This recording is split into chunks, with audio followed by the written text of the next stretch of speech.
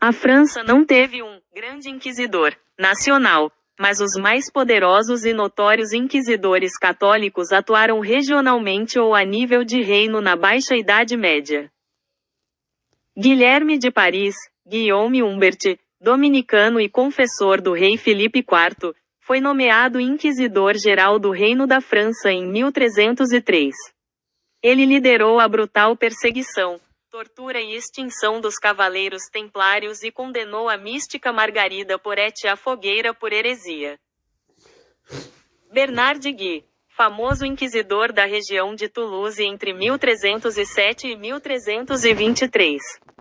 Conhecido por sua rigidez, foi o autor do Practica Inquisitionis Heretici Pravitatis, um dos manuais mais importantes sobre interrogatório e repressão a hereges. Ele também foi imortalizado na literatura no clássico O Nome da Rosa, de Umberto Eco. Para compreender o contexto histórico desses julgamentos, consulte o artigo sobre a Inquisição na França na Wikipédia. Como que ganhava esse título em 1300?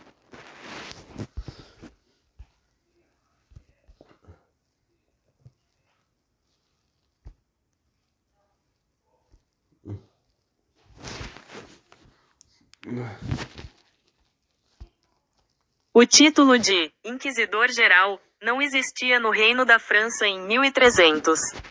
A autoridade máxima da Inquisição era delegada diretamente pelo Papa, e as províncias francesas possuíam inquisidores papais provinciais, como o famoso Frei Bernardo Guy em Toulouse, supervisionados por um inquisidor-geral da Ordem dos Dominicanos ou Franciscanos na região. Para alcançar o posto de maior autoridade inquisitorial no território francês na época, o processo envolvia os seguintes critérios. 1. Ordem mendicante. Era obrigatório pertencer a uma ordem religiosa aprovada, sendo os dominicanos, ordem dos pregadores, os favoritos do papado. 2. Formação teológica e jurídica. O candidato precisava ser um mestre em teologia ou doutor em direito canônico, demonstrando alto conhecimento para debater e refutar heresias. 3. Indicação pontifícia. O Papa nomeava o inquisidor por meio de uma bula papal. Nessa época, o rei francês, Filipe IV, o Belo, já exercia forte influência política na Igreja, endossando ou sugerindo nomes de sua confiança para trabalhar em conjunto com o Estado. E 4. Perfil de zelo e rigor. O clérigo deveria possuir reputação de extrema ortodoxia, lealdade à Santa Sé e rigor moral e disciplinar. Naquele período, o inquisidor máximo não tinha o caráter estatístico. Rapaz, cada hora a IA fala uma coisa diferente, bicho. Rapaz, eu vou perguntar aqui, né, pro chat. Qual dos dois está certo?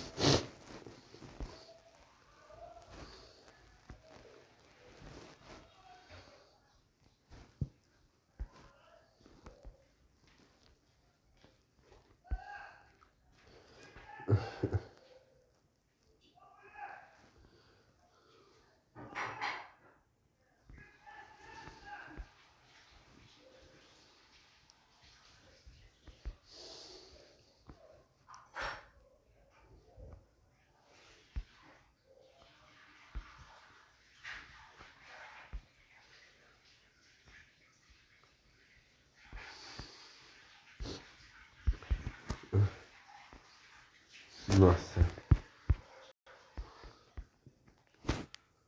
Dessas IAs generalistas é que elas muitas vezes costuram pedaços de texto probabilisticamente sem manter coerência histórica rigorosa.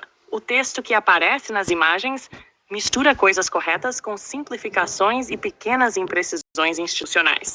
O núcleo correto do texto é este. Rapaz, nem o áudio da IA funciona mais. Nem o... Jesus, tem misericórdia de mim, Jesus.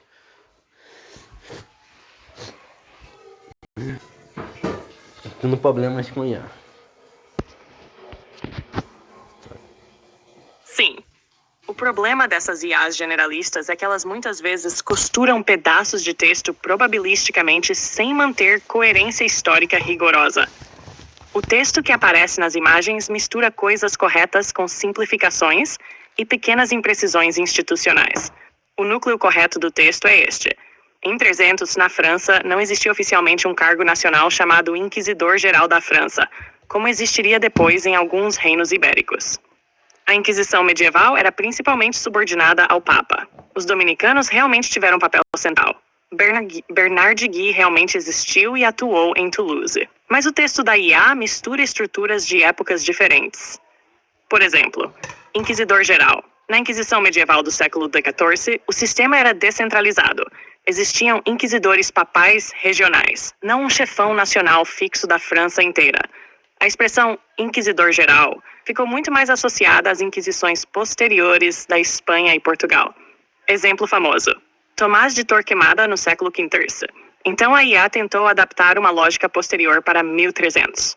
2. Supervisionados por um inquisidor-geral da ordem. Isso é parcialmente problemático.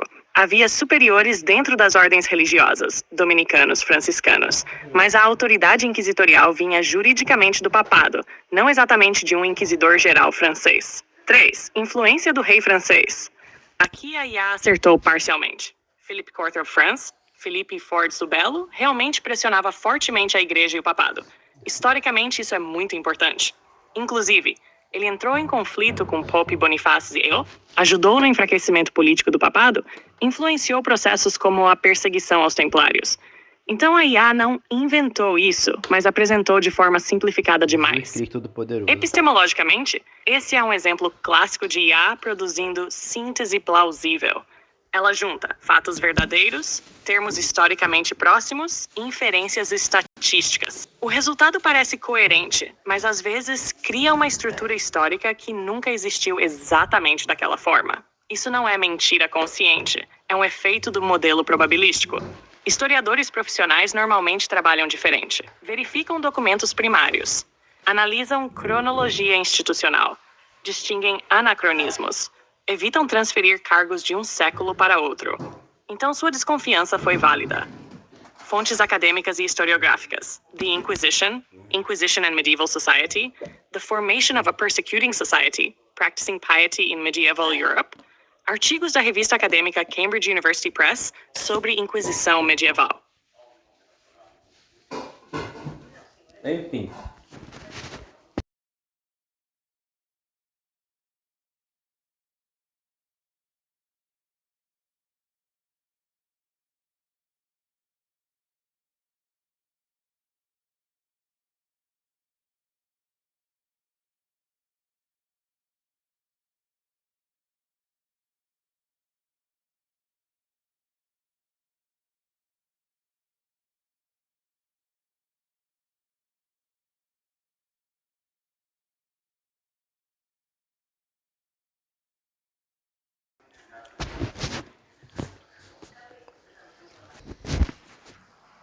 Essa é uma das grandes tensões da história do cristianismo. Se você ler os evangelhos, especialmente as falas atribuídas a Jesus Cristo, o foco está em perdão, arrependimento, misericórdia, amor ao inimigo, rejeição da violência pessoal. Exemplos clássicos. Amai os vossos inimigos. Quem não tiver pecado, atire a primeira pedra. Bem-aventurados os pacificadores. Guarda a tua espada. Então, sua pergunta é historicamente legítima. Como uma religião fundada sobre isso acabou legitimando fogueiras e execuções? A resposta histórica é complexa e envolve transformação institucional da igreja ao longo dos séculos. Nos primeiros séculos, os cristãos eram perseguidos pelo Império Romano. Eles eram mortos por heresia, ateísmo ou desobediência religiosa. Não tinham poder político. Mas isso muda drasticamente após o século Carter, especialmente depois de Constantine the Great e da cristianização do Império Romano. A igreja deixa de ser apenas comunidade espiritual e vira também instituição política e jurídica. Aí surge uma mudança epistemológica importante. Antes, heresia é o erro espiritual. Depois, heresia é a ameaça à ordem social, política e cósmica. Na mentalidade medieval, religião e sociedade eram inseparáveis. Não existia Estado laico como hoje. Então, muitos teólogos começaram a argumentar: se uma heresia pode destruir almas eternamente e gerar caos social, o Estado pode puni-la. Quem executava oficialmente era geralmente o poder secular, reis, magistrados, autoridades civis. Mas a igreja frequentemente legitimava o processo teológico e jurídico. Um dos autores mais influentes nisso foi Thomas Aquinas. Ele argumentava algo próximo de: falsificar moeda destrói a sociedade. Corromper a fé destruiria algo ainda mais grave. Portanto, hereges obstinados poderiam sofrer pena capital. Isso não veio diretamente dos evangelhos.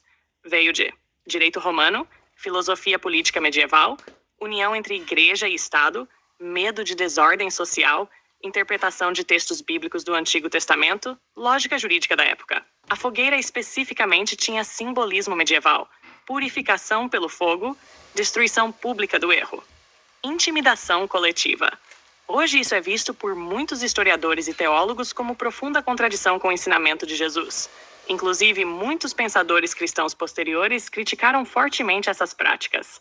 Exemplo: Sebastian Castellio escreveu contra a perseguição religiosa no século XVI. Erasmus of Rotterdam defendia moderação e paz. Após o Iluminismo, vários autores cristãos passaram a rejeitar a coerção religiosa. A própria Catholic Church moderna reconhece excessos históricos da Inquisição. Epistemologicamente, existe uma diferença importante entre o Jesus histórico dos evangelhos e a evolução institucional do cristianismo ao longo de 2000 anos. Instituições religiosas não operam apenas por texto sagrado, elas também são moldadas por política, medo, guerras, cultura jurídica, interesses de poder, mentalidade histórica. Então a pergunta correta talvez seja: a Inquisição representa Jesus ou representa a cristianização do poder político medieval? Essa pergunta ainda é debatida entre historiadores, filósofos e teólogos. Fontes acadêmicas: The Inquisition, Medieval Heresy, The Formation of